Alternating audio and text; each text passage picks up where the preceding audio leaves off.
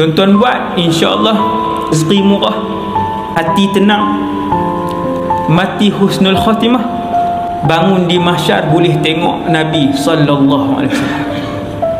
Iaitu tiap-tiap hari berselawat kepada baginda Rasulullah sallallahu alaihi wasallam.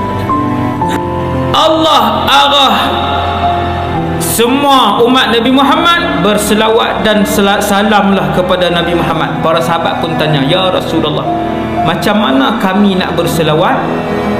Nabi pun jawab, sebutlah Allahumma salli ala Muhammad wa ala ali Muhammad kama sallaita ala Ibrahim wa ala ali Ibrahim wa barik ala Muhammad wa ala ali Muhammad kama barakta ala Ibrahim wa ala ali Ibrahim fil alamin innaka Hamidum Majid.